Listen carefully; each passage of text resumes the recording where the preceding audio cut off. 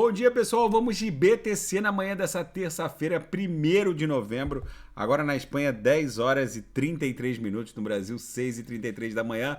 Eu vou começar pelo gráfico semanal da BTC.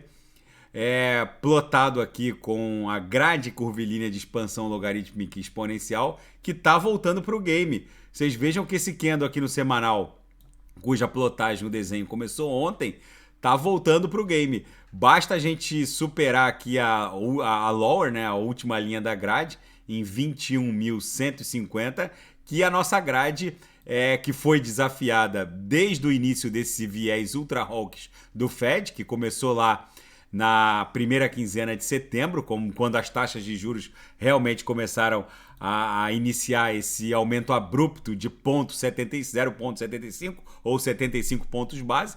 Foi a segunda vez que essa grade foi desafiada. A primeira vez foi no evento pandêmico e agora com essa mudança de viés ultra hawkish do Fed.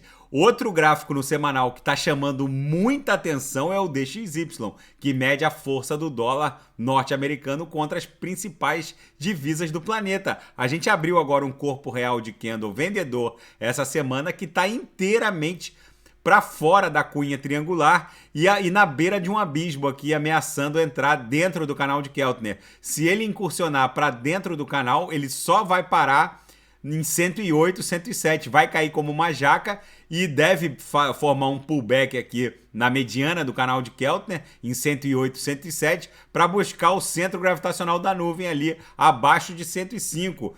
Todos os indicadores dão conta de que vem uma queda abrupta para o DXY e isso sim pode levar a BTC para o patamar lá nosso de 30 mil dólares. A exponencial curta cruzou forte de cima para baixo contra a lenta e agora o histograma aqui dentro do MACD está abrindo a primeira barrinha de uma amplitude ondulacional de venda. Estava muito sobrecomprado o DXY, agora ele precisa cair como uma jaca para poder buscar o centro gravitacional da nuvem no semanal. E a BTC, na nossa banda de VWAP mensal, formou a virada da banda, já que a gente está começando o mês de novembro, de forma ascendente. Agora, a partir dessa confluência das VWAPs, a gente vai formar a nova banda da VWAP mensal do mês 11.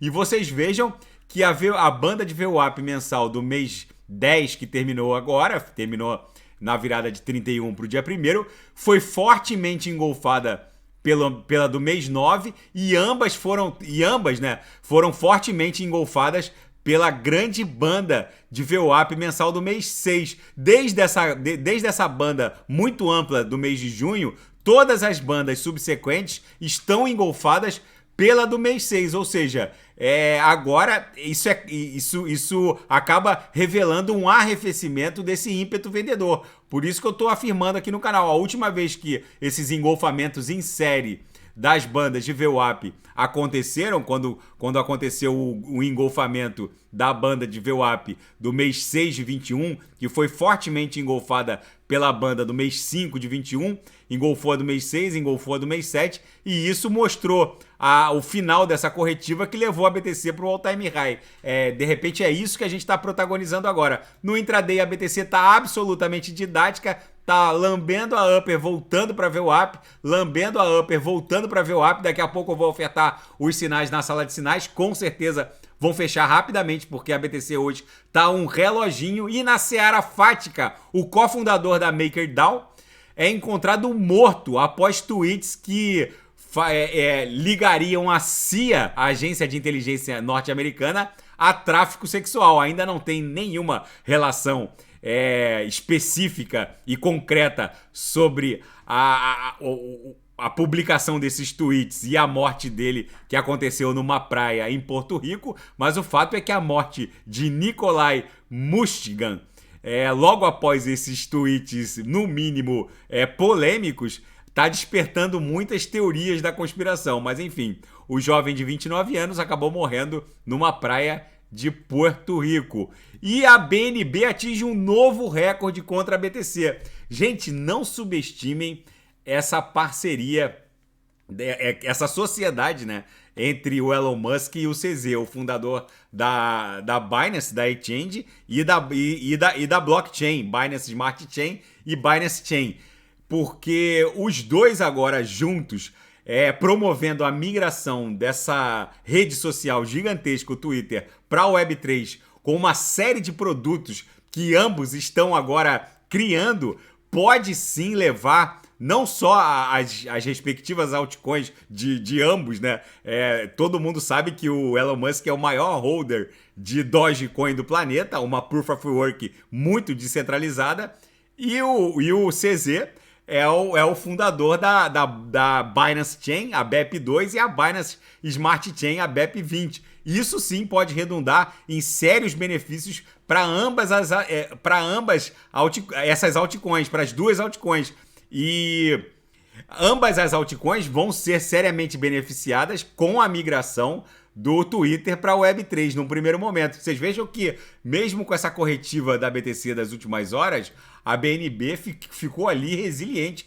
Agora está subindo 0,18, está a 326. A BNB vem numa sequência de candles compradores. Já eu vou analisá-la. Ela meio que descolou da BTC e deu um ralizinho de alta muito interessante.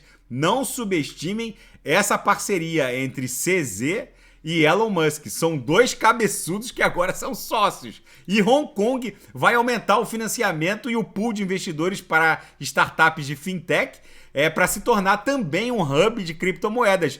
A China já tinha dado sinais de que a sua província autônoma de Hong Kong estaria mais aberta e receptiva a empreendimentos do mundo criptográfico. É bem provável que Hong Kong seja a porta de reentrada da China de volta ao mundo cripto. A China saiu abruptamente da criptografia, proibindo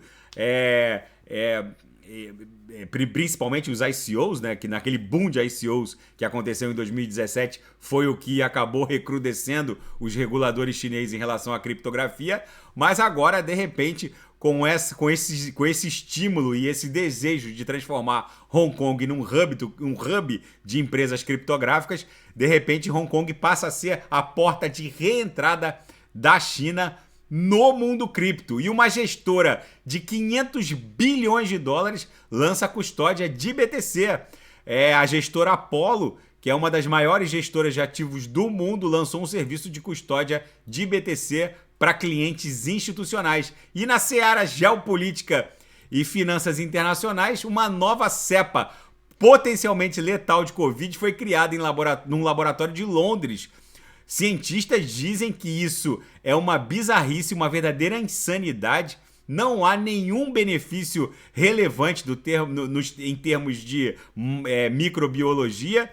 É um desperdício de dinheiro e coloca a humanidade num risco brutal de ter que se deparar com uma nova cepa agora potencialmente letal. Uma pesquisa de baixo benefício científico e de altíssimo risco. Muita gente está criticando essa criação bizarra desse laboratório que é localizado no Imperial College de Londres. Vamos ver como é que isso vai se desdobrar. O Federal Reserve vai girar essa semana.